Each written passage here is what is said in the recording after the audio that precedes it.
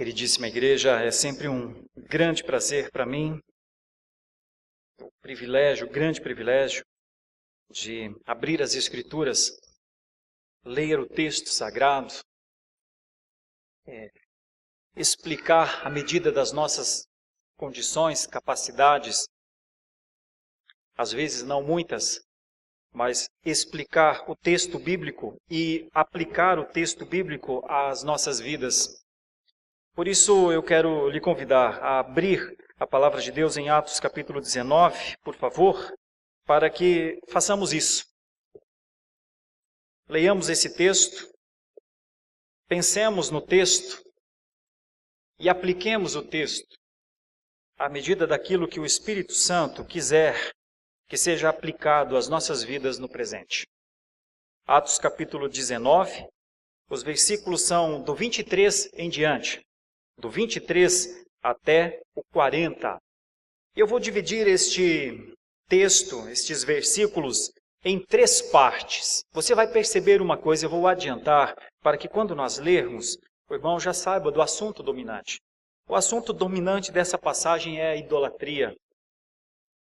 E é a idolatria que aconteceu na cidade de Éfeso. E como a Escritura trata essa idolatria. E como essa passagem pode trazer para os nossos dias significados reais, preocupações mesmo. Enquanto eu preparava essa exposição, eu que estou expondo Atos, versículo a versículo, em alguns momentos sofria de imaginar o que estava realmente acontecendo aqui. E quero então expor esse texto sob esse tema. Idolatria, a religião dos homens. Uma religião que ofende a Deus. Idolatria, uma forma de expressão dos homens, da humanidade, de nações inteiras. Idolatria, um ato que ofende a graça de Deus, que nega, que bate, que de alguma maneira ridiculariza. Uma coisa tão simples, mas ao mesmo tempo tão intensa, tão grande, o envio de Jesus Cristo para ser o Salvador de todo aquele que nele crê. Não uma crença intelectual apenas, não saber que Ele é o Salvador. Não saber porque alguém disse, Jesus Cristo é Salvador, então a pessoa diz, ok, eu entendo que Ele é Salvador.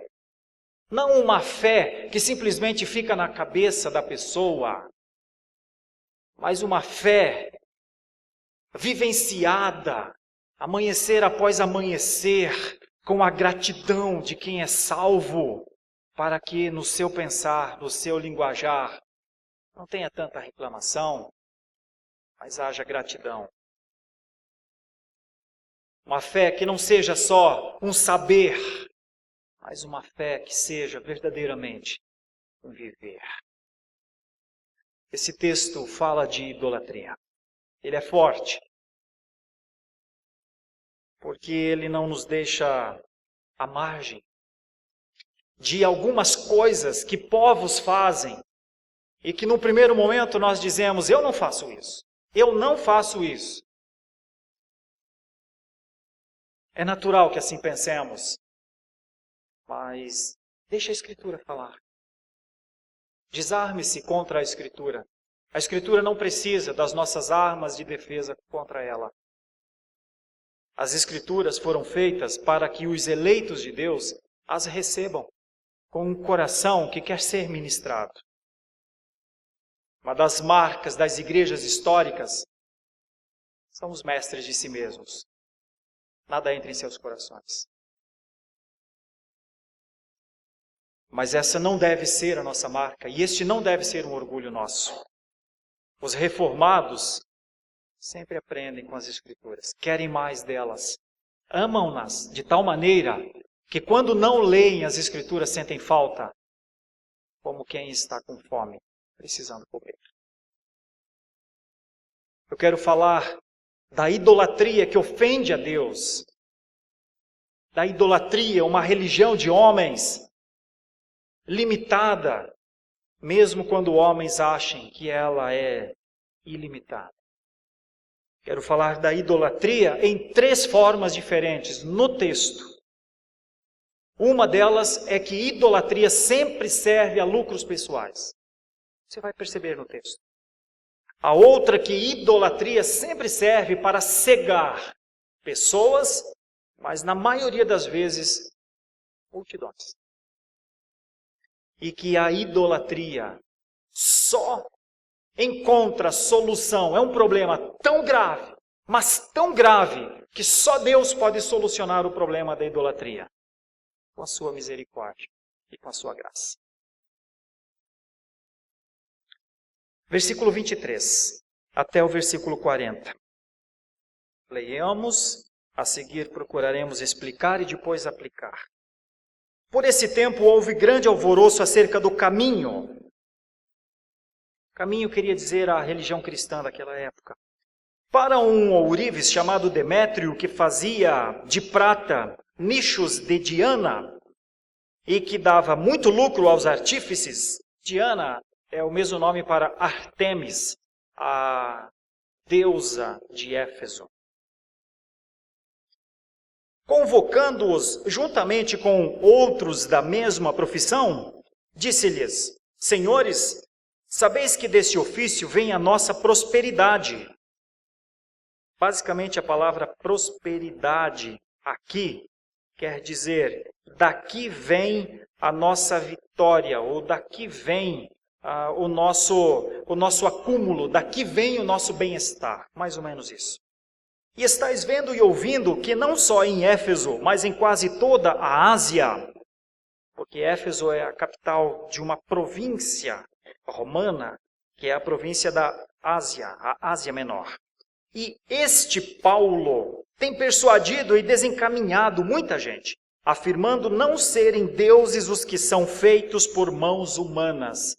Quem chegou às 6h30 ouviu o reverendo Gabriel lendo na primeira parte da liturgia, o Salmo 115, que diz isso, que os ídolos feitos por mãos humanas, inclusive acolhem demônios. Que os ídolos feitos por mãos humanas são, sim, desprezíveis a Deus. Ele os detesta, um por um. Todos. E em alguma medida, aqueles que se prostram diante deles. Então, Paulo está falando, ou está trazendo à tona o Salmo 115. Não somente há, diz Lucas aqui, nessa passagem, não somente há o perigo de a nossa profissão cair em descrédito, é o que Demétrio dizia, Lucas está escrevendo, como também o de o próprio templo da grande deusa Diana, que é Ártemis, ser estimado em nada e ser mesmo destruída a majestade daquela que toda a Ásia e o mundo adoram. Literalmente, na língua original, se prostram, se curvam, toda a Ásia, todo o mundo. Ouvindo isso, encheram-se de furor e clamavam: grande é a Diana dos Efésios. Eles vão dizer isso 2 vezes. Por 2 horas, sem parar. Foi a cidade tomada de confusão e todos a uma arremeteram para o teatro, arrebatando os macedônios, Gaio e Aristarco, companheiros de Paulo. Foi onde se concentrou a grande confusão, que a Bíblia vai chamar de assembleia daqui a pouquinho. Curiosamente, a palavra eclesia, igreja, de um jeito diferente. Querendo este apresentar-se ao povo, não lhe permitiram os discípulos. Também as iarcas, que eram amigos de Paulo, mandaram rogar-lhe que não se arriscasse indo ao teatro. Porque Paulo estava nessa cidade E Paulo queria ir para lá, talvez para fazer a defesa. Por que ele estava lá? O que ele estava fazendo lá? Uns, pois, gritavam de uma forma, outros de outra, porque a assembleia, é isso que eu lhes falei, a igreja, entre aspas, caíra em confusão. E na sua maior parte, nem sabiam por que motivo estavam reunidos. Uma das coisas mais curiosas das Escrituras é quando uma multidão se reúne, mas nem sabe o que está fazendo. O que está fazendo ali. Pois é, olhando para essa passagem, nós vemos o quanto uma multidão pode ser movimentada, às vezes com motivo estranho, duvidoso e até cruel. Então tiraram Alexandre dentre a multidão, impelindo-o os judeus para a frente. Este, acenando com a mão, queria falar ao povo. Quando, porém, reconheceram que ele era judeu, todos a uma voz gritaram por espaço de quase 2 horas, grande é a Diana dos Efésios. Grande é a Diana dos Efésios. E vem a terceira parte. O escrivão da cidade, tendo apaziguado o povo, disse, senhores Efésios, quem porventura não sabe que a cidade de Éfeso é a guardiã do templo da grande Diana e da imagem que caiu de Júpiter? Porque havia um templo, para você ter uma ideia, o nosso templo, este aqui, deve ter talvez uns 12 metros, talvez uns 12 metros de largura, por menos de 40 metros de comprimento. Aproximadamente 40 metros de comprimento. 12 por 40. Este templo de Diana tinha 60 metros de largura, ou seja, 5 vezes a nossa igreja, e 130 metros de profundidade. Então, 65 de largura por 103 vezes o tamanho, do ponto de vista do comprimento, e 5 vezes da largura. Pés direitos de aproximadamente 19 metros de altura, nós temos aqui, talvez quanto? 8 metros? 8 metros provavelmente. 3 vezes a altura da nossa igreja, 5 vezes a largura da nossa igreja, 3 vezes a profundidade da nossa igreja. Esse era o templo. Dentro deste grande templo, uma estátua enorme de Ártemis e algo que ficou por 400 anos lá, que é isso que eles dizem aqui, a imagem que caiu de Júpiter. O que os estudiosos dizem que possivelmente se tratava de um meteorito caído mesmo naquele lugar, alguma formação, alguma coisa assim.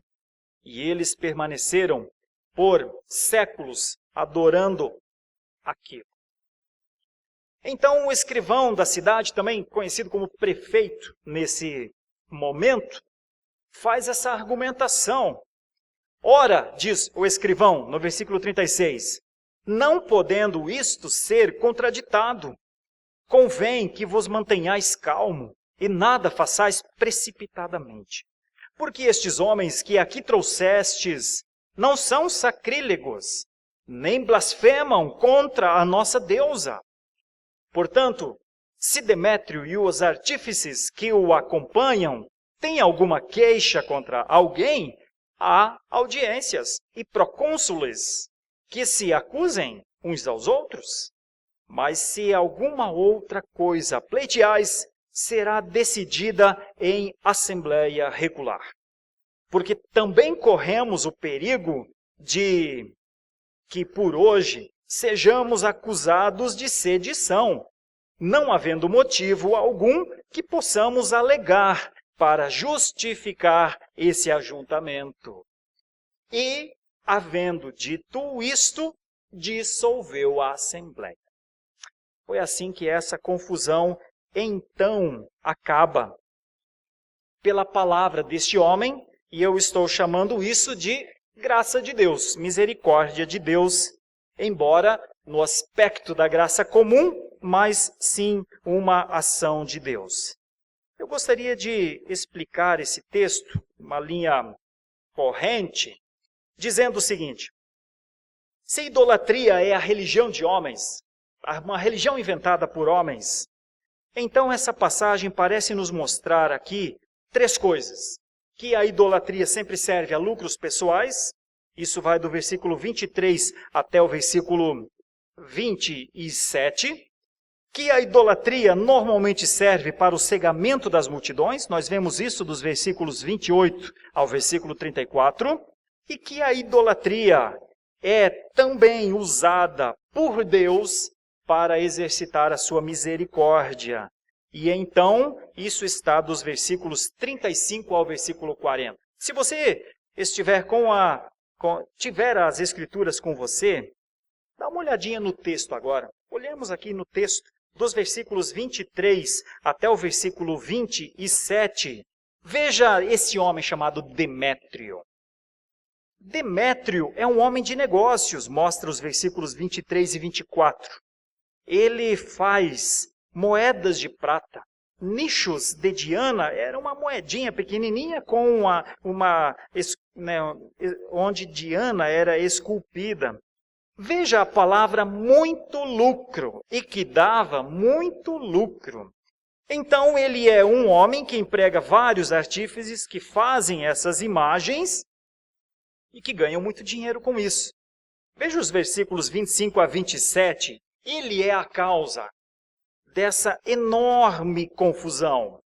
Ele chama seus associados e os informa sobre como Paulo tem pregado, ou seja, ele acompanha a pregação de Paulo e percebe que Paulo atrapalha os seus negócios. Então, ele chama os artífices e monta uma esquadra de combate à pregação de Paulo. Por quê? Porque atingiu o seu lucro. Bom, o texto mostra que a defesa de Demétrio é por conta do seu lucro. Seria mais legítimo ele ser um idólatra por algum outro motivo, mas neste caso ele é um idólatra por conta do seu lucro. Ele é um negociante, ele é um aproveitador de uma situação. Mas isso evidencia aquilo que, na verdade, um idólatra sempre quer: lucro. Todo idólatra constitui o seu ídolo para si. Não há uma idolatria genuinamente cultual. Há uma idolatria negocial. Eu cultuo você, eu carrego você numa imagem ou em alguma coisa que evidencia que eu estou em relação contigo, mas eu adoro você para alguma coisa. Ou seja, para que você faça alguma coisa por mim. Não há idólatra que pensa mais no ídolo do que em si. Toda idolatria tem um eixo referencial. E nem é o ídolo. É o idólatra. Toda idolatria é estabelecida numa referência pessoal. Isso fica muito claro aqui com Demétrio, mas isso permite a percepção da idolatria atual. Mas veja a outra parte, dos versículos, então, mais à frente, né? Aqui Demétrio faz toda essa defesa até o versículo 27. Agora, essa defesa de Demétrio gera uma verdadeira histeria na multidão. E o que é essa histeria? O discurso de Demétrio é abrasador. O discurso dele é como de alguém que está perdendo alguma coisa. E está mesmo, né? Está de verdade perdendo. Mas ele não consegue perceber que o ganho daquela palavra trazida pelos pregadores seria imensamente maior. Ele prefere ficar com o ganho que a idolatria lhe dá. E é por isso que o seu discurso é como quem está perdendo alguma coisa. E ele incita essa multidão contra Paulo e contra os seus colegas, a ponto de a multidão começar a fazer uma defesa. Não é só Demétrio agora, é a multidão inteira. E a multidão, pela palavra de Demétrio, começa a dizer: grande é a Diana dos Efésios. Mas note, isso vai do versículo 28 até o versículo 31. Dos versículos 32 a 34, Lucas relata que boa parte daqueles que estavam gritando: grande é a Diana dos Efésios, Diana dos Efésios, Diana dos Efésios, nem sabiam por que estavam lá. Mas eles sabiam, haviam sido ensinados, que realmente Artemis era de Éfeso. E que a cidade de Éfeso era a guardiã. Eles estavam falando uma, entre aspas, verdade, ou seja, era naquilo que eles acreditavam mesmo. Mas nem eles sabiam que estavam fazendo uma defesa contra a palavra do Senhor. É o que a palavra aqui nos mostra. Realmente uma grande confusão. E aí vem uma lógica muito interessante. A lógica do escrivão. Parece muito inteligente. Este oficial, que é grego, acalma a multidão através de um argumento em 4 formas, é o argumento dele. Ele diz assim, dos versículos 35 a 36, gente, todo mundo sabe que Éfeso é a guardiã oficial da imagem da deusa Diana. Todo mundo sabe. Diz mais, olha, essas pessoas que estão chegando aqui na cidade, no caso Paulo, eles não disseram nada que os faça digno de alguma punição. Eles só estão pregando um outro Deus. Ele diz, olha, nós também precisamos, nos versículos 38 a 39, avaliar a legalidade desse movimento. Nós estamos todos aqui nesse teatro, enfurecidos, mas será que isso aqui não tem que ser resolvido em tribunal, não? Se alguém fez alguma coisa errada, porventura não há leis? Ou seja, uma anomia, um senso de justiça? De repente começa a fazer efeito naquela multidão confusa, gritando e sem nem levar em conta alguma possível penalidade. É isso que esse homem faz nos versículos 40 a 41, quando ele diz, olha, uma situação como essa pode ser entendida como uma revolta e pode haver alguma possível penalidade por causa disso. Corremos perigo também, ele diz no versículo 40. A menos que a multidão se disperse, os oficiais romanos poderiam chegar e algo poderia acontecer agora, então, contra eles.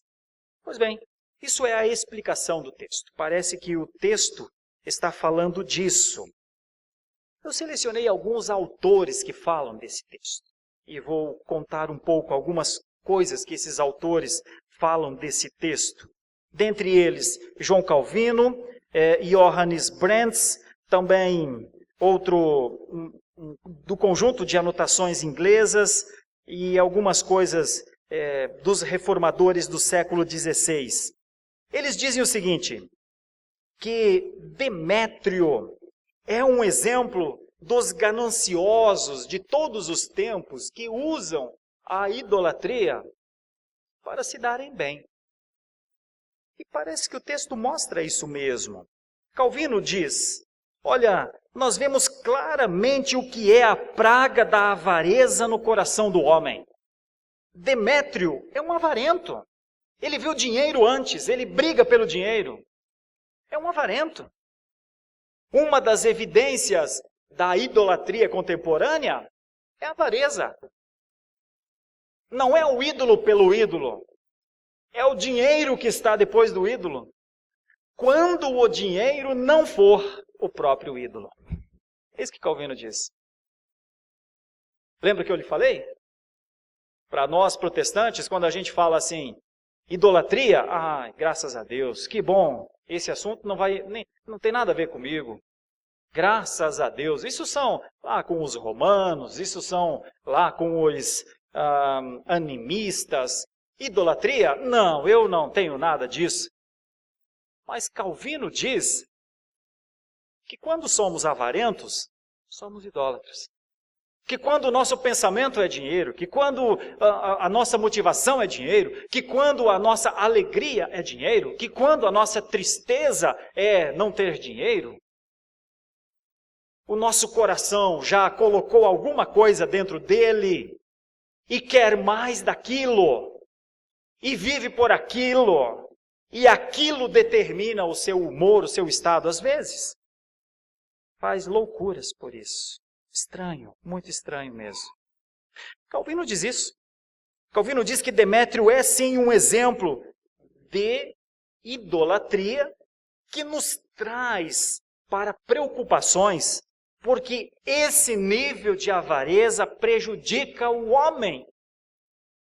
Prejudica a sua vida, prejudica a sua família, mais do que abençoa. Por quê? Porque ele demonstra, a avareza denuncia o interesse em seus próprios lucros pessoais. Ou seja, se eu tiver lucro, está tudo bem. Se eu não tiver lucro, realmente está tudo mal. Calvino diz que um homem avarento não hesita em jogar uma cidade, se preciso, no meio de um imenso tumulto, desde que ele esteja defendendo, muitas vezes, até o que chama de pão de cada dia, diz Calvino. Calvino é muito perspicaz, porque Calvino denuncia até uma falsa piedade. Muitas vezes, a falsa piedade de, não, isso aqui é só meu sustento, às vezes é mais, diz Calvino. Porém, os artesãos, que são como tochas acesas por ele, espalhando o fogo por todo lugar, são para nós um aviso de como é fácil incentivar pessoas sórdidas, que são dedicadas ao seu próprio umbigo, a praticarem qualquer tipo de crime até. Não sei o que estou falando, estou lendo aqui o texto de Calvino comentando Atos 19, 24. Principalmente se seu sustento, de alguma maneira, for atacado. Esse atacado, Calvino não usa a expressão atacado, mas usa vilipendiado. É quando a pessoa perde, de alguma forma, ou acha que perde. Então, Calvino diz, olha, Demétrio é realmente essa pessoa. E Demétrio demonstra o que é alguém que usa a idolatria como fonte de lucro. Ele quer o lucro, ele quer o lucro, ele quer o lucro. Não mexa com o idólatra, principalmente quanto ao seu lucro. Isso acontece do ponto de vista pessoal, mas isso também acontece do ponto de vista das nações. E muitas vezes cidades inteiras, algumas cidades elas existem por causa de grandes idolatrias. A passagem nos mostra, acerca de Demétrio, isso, que ele era alguém que realmente estava tão dedicado, a sua vida era finanças. Embora ele parecia dizer aos seus amigos, veja, olha, se esse Paulo continuar a pregar, a majestade de Diana dos Efésios vai estar em risco. É ou não é? E eles diziam, sim, isso não pode acontecer, não é? Não pode. Por que é que a majestade de Diana não poderia estar em risco? Porque os seus negócios iriam ficar complicados. Não é a questão da majestade de Diana em si, é que se ela perder a sua fama nessa região, nós perdemos os nossos lucros. Então, Demétrio é essa pessoa. A segunda parte da passagem nos mostra o que é o cegamento de uma multidão. E, novamente, nós temos alguns autores que falam sobre isso, sobre o que é esse cegamento de multidão. O cegamento da multidão é quando pessoas são provocadas e respondem sem pensar. E, novamente, alguns homens aqui, reformadores do século XVI, fazem uma analogia. Dizem assim como as águas, as pessoas se enfurecem com tanta facilidade. Que estranho. Mas raramente sabem verdadeiramente o motivo da sua raiva. Interessante, né? A raiva explode. Mas nem ele sabe o real motivo. Às vezes, o motivo real da sua raiva é a sua concepção de vida. Mas eles explodem contra pessoas, contra instituições. É o texto dizendo. Esses homens gritaram, grande é a Diana dos Efésios, tá bom? Mas nem eles sabiam para quem que eles estavam dizendo. Eles estavam realmente dizendo isso para Paulo? Eu vou dizer para vocês onde é que estava Paulo. Escondido. Você sabe só quem estava aqui? Os pobres Gaio e Aristarco, que foram puxados para aquele lugar. Para praticamente morrer. Paulo não está ali. Paulo é o pregador, Paulo é o missionário, Paulo é o homem que entregou a sua vida para as missões. Para quem eles estavam gritando, grande é a Diana dos Efésios? Ninguém sabia. Porque a sua raiva, o seu furor, não apresentava nem a pessoa a quem essa raiva era demonstrada, nem o real motivo. Um grande grito ao vazio. Um grande grito ao nada. Agora era tanta a raiva. Como é verdadeiramente a raiva desenfreada no coração do homem? Fique longe de um homem raivoso, de uma mulher raivosa. Nós não temos ideia. Realmente não temos ideia do que pode fazer. Realmente não temos. Paulo diz, quando escreveu aos Coríntios, não precisa ler o texto, mas eu vou narrar, ele escreveu, só para você não sair aqui do texto, quando ele escreveu a segunda carta de Paulo aos Coríntios, no comecinho da carta ele disse assim, aos Coríntios, ele disse, eu vou lhes contar o que eu passei na Ásia. Quando eu estive na Ásia, tribulações tão grandes, diz segundo aos Coríntios, capítulo 1, versículos, até o versículo 8, principalmente no versículo 8, a ponto de nós desapegarmos da nossa própria vida. Paulo diz, a perseguição e a tribulação foi tão grande que nós achávamos que não escaparíamos com vida de lá. Irmãos, a situação da perda da vida ou não é alguma coisa que você, só quando você passa por aquilo, depois de passar por aquele momento, você percebe o que foi quase perder a vida lá. Eu conheço uma pessoa que o seu carro foi alvejado. Ele não foi morto. Mas depois do ocorrido, alguma coisa aconteceu na vida daquele homem.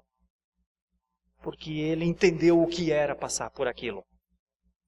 Nos vídeos que nós estamos vendo agora da tragédia de Minas Gerais, um deles mostra um homem que vê a barragem vir na sua direção e ele começa a correr e subir em um morro. E conforme ele vai subindo no morro, a barragem, os dejetos da barragem vão vindo em direção à sua casa e destrói totalmente a sua casa. E ele está em cima do morro, filmando o que era a sua casa. Só quem passa por um momento assim consegue entender o que é não ter nem esperança de sobreviver e de repente ver que sobreviveu. Pois esse é o sentimento de Paulo, ele diz isso lá nos Coríntios, escrevendo aos Coríntios. Ele diz, isso é tribulação. Talvez seja isso que Paulo diz em outra situação, quando ele fala, não me incomodem muito, tá? Vocês já me incomodaram o suficiente, viu? Eu carrego umas marcas, que não é marca de homem. A palavra é molestem, não me molestem. Eu carrego uma marca. A marca talvez da salvação, a marca talvez da liberdade, a marca talvez de uma identificação, a marca talvez de uma prestação de conta somente a Cristo, uma marca talvez de alguém que não precisa realmente provar mais nada para ninguém. Admirável é esse homem, e ele diz isso. Esta multidão cega, reforça na sua idolatria, no seu ídolo. E Paulo está escondido em algum lugar, porque ninguém nem deixa Paulo ir ao teatro inclusive alguns homens muito importantes, algum nome aqui até meio esquisito, chama asiarcas. Os asiarcas não deixam Paulo ir até o lugar. Asiarcas são líderes político-religiosos, inclusive daqueles países ali da região, o que mostra que alguma coisa até muito grande provavelmente estaria acontecendo em Éfeso. Então é isso. E aí vem a terceira parte, e a terceira parte é a expressão deste homem, esse escrivão. Nem ele sabe a rigor o que está fazendo. Paulo sabe. Quando Paulo vê aquele tumulto se dissuadir, tinha tudo para terminar em morte, tinha tudo para que os missionários fossem mortos um por um, para que eles fossem expostos como uma ignomínia ou como um triunfo de Diana dos Efésios. Mas Deus não permitiu. Deus fez com que aquele homem fizesse com que um movimento extremamente poderoso de uma cidade inteira contra 3 ou 4 homens só, de repente, sumisse. Mais ou menos como aquele momento em que pessoas trazem uma mulher adúltera e dizem, ela foi apanhada em flagrante adultério, e Jesus dialoga com aquelas pessoas, olhando para o chão, e ao final do diálogo, ele levanta os olhos e não tem mais ninguém. Coisas incríveis acontecem mediante a misericórdia e a graça de Deus. E aqui novamente. Então, dos versículos 35 até o versículo 40, nós temos isso. O que é o cuidado providencial do Senhor, que usa a sabedoria de um escrivão da cidade em favor da igreja. Johann Spangenberg diz, enquanto alguém faz uma pergunta, a sabedoria do escrivão da cidade foi útil à igreja? E ele responde, é claro que sim. Essa inteligência cívica é um dom de Deus, diz Spangenberg. Assim como devemos pedir ao Senhor a paz comum, pedimos também esse dom divino para que Deus nos conceda sabedoria cívica, conhecimento e respeito às leis, é isso que ele quer dizer. Diplomacia, cordialidade, para lidarmos com as leis de maneira adequada. Desse modo, a igreja pode viver mais tranquila quando as leis são aplicadas. Aqui, diz Spangenberg, podemos ver que o escrivão da cidade, enquanto a multidão estava enfurecida, ele não estava. Ele não se enfurece, ele não se ira e ele não responde aos insultos que recebe. Em vez disso, com conselhos amigáveis, modera as suas palavras, o seu discurso, para que todos se acalmem para ouvir e não provoquem mais tumulto. Um outro homem, que também está falando sobre o cuidado providencial do Senhor, até quando não se parece, porque o escrivão não veio com uma Bíblia, ele não veio falando de Jesus, mas ele veio utilizando de leis e regras comuns e com isso colocou os seus argumentos, aqueles 4 argumentos que eu pontuei no começo. Então um outro comentarista reformado, o Rudolf Walter, ele diz assim, Lucas demonstra o efeito do trabalho deste escrivão ao explicar que essa multidão, que minutos antes tinha sido tão desobediente, dispersou-se pacificamente logo depois. Da mesma forma que as pessoas comuns são levadas a se revoltar com muita facilidade, também voltam a se acalmar facilmente se alguém tratá-las de uma maneira racional e sensata. Neste caso, vemos claramente o cuidado providencial de Deus, com o qual liberta e defende seus filhos, que são os nossos missionários aqui. Esse mesmo Deus, que está acostumado a levantar as ondas do mar com ventanias repentinas, diz Walter, logo as acalma novamente. Testa, sim, os seus filhos, muitas vezes, com tempestades assustadoras, perigos mesmo. e quando há necessidade, restaura a cada um, de forma que saem ilesos de qualquer dano. É o caso de Paulo e dos missionários. Portanto, ao confiar em sua bondade e poder, diz Walter, perseveremos com coragem e com firmeza, assegurando a nós mesmos que por intermédio de Cristo Jesus nosso Senhor, defensor mais fiel e invencível, somos vitoriosos contra as tentativas do maligno. Eu gostei muito desse comentário de Walter, porque ele mostra que mesmo com a idolatria como uma religião de homens, sempre servindo a lucros pessoais, sempre servindo ao cegamento das multidões, Deus usa esse estado deplorável para operar com a sua misericórdia, com a sua graça, e então até mesmo uma multidão como essa, de repente é dissipada e os missionários podem voltar às suas práticas normais. Como poderíamos aplicar isso aos nossos dias? Isso é o que o texto parece mostrar, isso é o que a teologia parece falar, mas como é que nós vamos colocar isso em prática? Como é que nós vamos viver em meio a uma idolatria como religião de homens? Primeiramente, levando em conta ou conhecendo, entendendo mesmo o que é a idolatria. Etimologicamente, idolatria quer dizer ídolo. Primeiro, ídolo é uma ideia de uma figura, alguma coisa feita. E latria ou latreia, que quer dizer culto. Então é culto a uma figura. A idolatria é alguma coisa que o homem parece criar ou parece praticar, segundo a linha de estudos, estudos reformados, pelo fato da queda.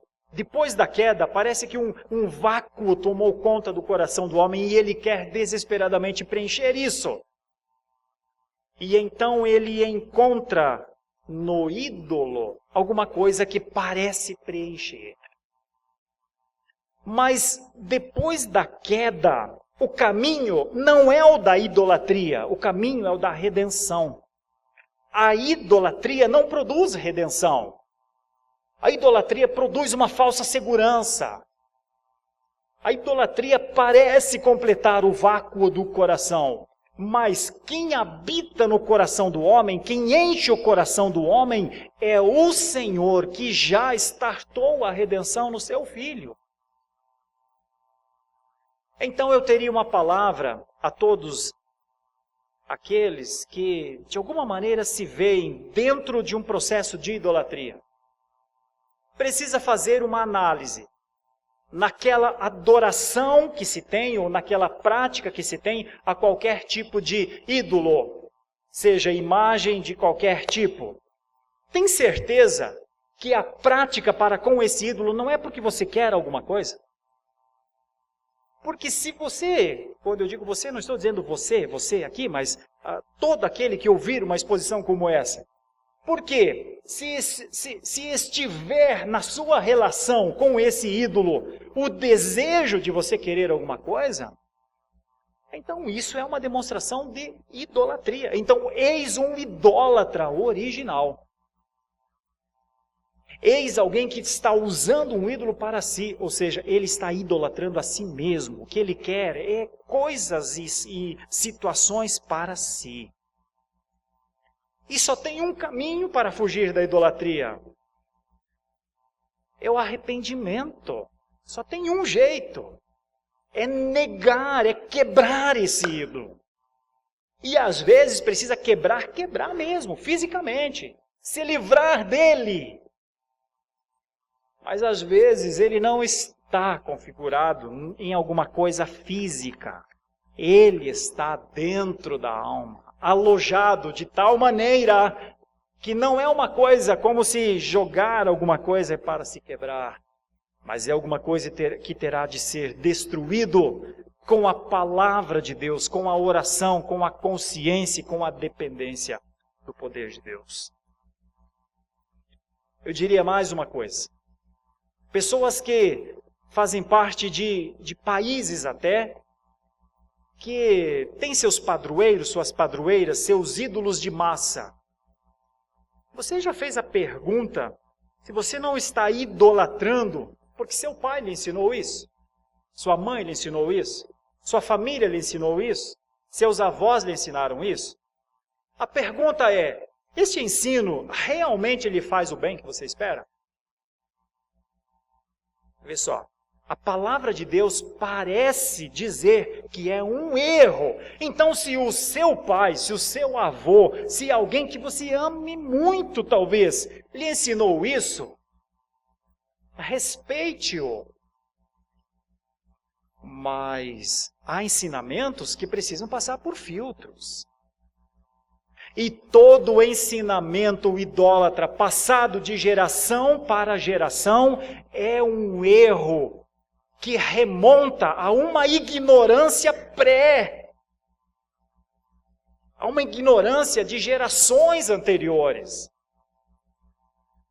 em que talvez tempos ou de tempos que não havia nenhuma comunicação, uma condição aberta de falar. É muito possível que haja pessoas que adorem hoje, que têm ídolos mesmo, só porque pais e mães lhes ensinaram. Bom, mas aquele tempo de 1950, de 1930, passou, não existe mais. E hoje, por todos os lados, a pregação é uma só: abandonem a idolatria, abandonem a adoração a falsos ídolos, eles não são nada, pelo amor de Deus, saiam dessa redoma, dessa rede que vocês estão debaixo, colocando-se numa situação deplorável como pessoas. Como pode um homem ficar de frente a uma imagem e falar com ela como se tivesse vida? Como pode? Pois bem, é por isso que nós, nessa perspectiva de teologia reformada, não temos nenhum ecumenismo com ninguém. Somos anti-ecumenistas, porque boa parte das religiões, elas têm na sua formação o conceito de idolatria. E eu quero pontuar uma coisa fundamental, e já vou para a misericórdia de Deus. Irmãos, se tem uma coisa que Deus não tolera, é a idolatria. Porque toda idolatria pressupõe fraqueza de Deus, pressupõe um Deus ineficaz, pressupõe um Deus que, em alguma medida, é um Deus subjetivo, que cada um tem o seu. Todo e qualquer processo de idolatria ignora a presença de Deus, ignora seus atributos, ignora seu plano, ignora seu amor, ignora sua graça, ignora sua majestade. Imagine um conjunto de ofensas contra Deus na idolatria. Está na idolatria. Então nós não temos parcerias, amizades, nada. Nós não convivemos com qualquer tipo de instituição que tenha os ídolos como parte da vida. Porque as Escrituras nos mostram como é que Deus trata ídolos e idólatras. Agora vejam como é a misericórdia de Deus. Irmãos, mesmo países idólatras, mesmo cidades idólatras, mesmo famílias idólatras, podem ser alcançadas pela misericórdia de Deus. Esse é o alvo da nossa pregação. Por isso que nossa pregação é dura, intransigente. Nós sabemos que vivemos em um país idólatra. E nós amamos este lugar. Nós queremos o bem deste lugar. Mas se querer o bem deste lugar é nosso ideal, então nós deveríamos pontuar quais são os problemas deste lugar. Os problemas deste lugar não são só econômicos, meus irmãos. Os problemas deste lugar não são só de ordem sociológica. Os problemas deste lugar não são só de ordem educacional. Os problemas deste lugar chamado Brasil começam com uma idolatria terrível que nega a suficiência do Senhor Jesus Cristo. E que todos os sistemas por séculos são elaborados para ofuscar a salvação de Cristo. E então, não só este país, mas cidades inteiras se posicionaram por séculos para contra-atacarem qualquer ofensiva genuinamente cristã. Desde 1557 se mata nessa nação homens que querem falar de Jesus como Salvador. Desde 1557, os mártires da Baía de Guanabara. E então, por todo o tempo, nós estamos em 2018. Nós só acumulamos ao longo destes tantos anos mais de 500 igrejas queimadas ali, famílias obrigadas a saírem de vilas. A ofensa parece ser tão grande, parece que só o fato de ser cristão incomoda tanto que, em alguma medida, esta nação, por 500 anos, se posiciona contra. Mas nós continuamos a orar por este país. Mas, se imaginamos uma restauração deste país, devemos imaginar uma restauração pelo caminho da queda da idolatria. Este é um país idólatra, com cidades idólatras, com a maioria das famílias dessa nação vivendo em idolatria dentro de casa, com pais ensinando seus filhos a idolatrar. Qual é a nossa esperança, meus irmãos? Ela não está nem em nós, ela está na palavra de Deus. Só a palavra de Deus pode libertar alguém que tem uma religião falsa para que ele conheça a religião verdadeira. E essa continuará a ser a nossa oração. Este país, eu não sei se ele deixará de ser idólatra. Eu não sei se as cidades deixarão de ser idólatras. Eu não sei se as famílias abandonarão os seus ídolos, quebrarão os seus ídolos. Isso eu não sei. Mas uma coisa eu espero. Que os cristãos não sejam idólatras.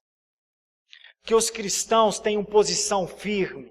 Que os cristãos encontrem, que nós cristãos encontremos na raiz da nossa fé a nossa herança maior. Porque o Senhor espera de nós, não idólatras, mas homens e mulheres que louvam, que bendigam o seu nome como nós cantamos nas 4 canções e no hino, e agora cantaremos mais uma vez, mais um hino que vai dizer: eu já andei em cegueira, eu já andei perdido, eu sei o que é vaguear sem rumo, mas um dia isso se dissipou. A minha oração, a expectativa de uma igreja como a nossa, a expectativa de um movimento cristão neste país, passa pelo combate à idolatria. Nós não conseguiremos fazer alguma coisa neste país, nem com as nossas próprias gerações, se não atacarmos o inimigo fundamental. A desobediência aos ensinos cristãos sempre são um resultado de uma mente idólatra. Que o Senhor, com a sua graça, trate conosco, opere em nós, e se nos encontrarmos em alguma medida na prática de alguma idolatria, humildemente eu lhes peço, incluindo-me com vocês, hoje é a hora de abandonar a idolatria. Hoje é a hora de abandonar o ídolo, de quebrar o ídolo. Hoje é a hora, não vai ser amanhã, porque amanhã a nossa mente se esquecerá. Agora é a hora de confessar o pecado. Agora é a hora de dizer: Senhor, eu estou no centro dessa história. Eu quero mais para mim. Eu vivo para mim. Senhor, eu estou no centro e eu estou no lugar que o Senhor precisa ocupar. Ocupa a minha vida, ocupa o meu coração, ocupa a minha casa, ocupa os meus filhos.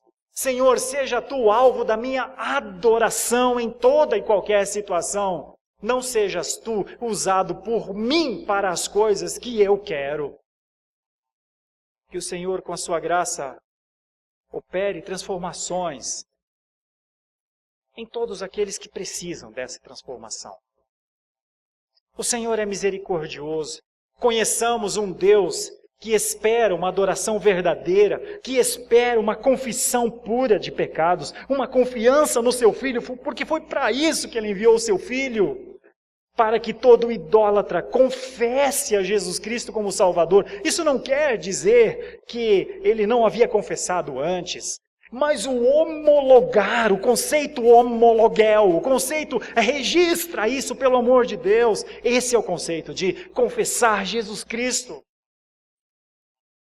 E o cristão precisa ser um cristão confessional. Não pode ser um cristão de consciência só. Não pode ser um cristão que sabe. Precisa ser um cristão que sinta a dor do seu coração, da sua vida, caminhar para uma idolatria. E ele percebe, eu não posso andar nessa direção. Este não é o lugar de um cristão genuíno. Porque isso vai fazer mal quando parece que vai fazer bem, mas vai fazer mal à minha vida, vai fazer mal à minha casa. Irmãos, como é bom perceber quando a gente está num caminho errado para poder retornar. O Espírito faz isso. Que Ele faça. Que Ele faça. Que Ele continue a fazer. Como fez aqui, livrando Paulo, que Ele faça conosco, livrando-nos também.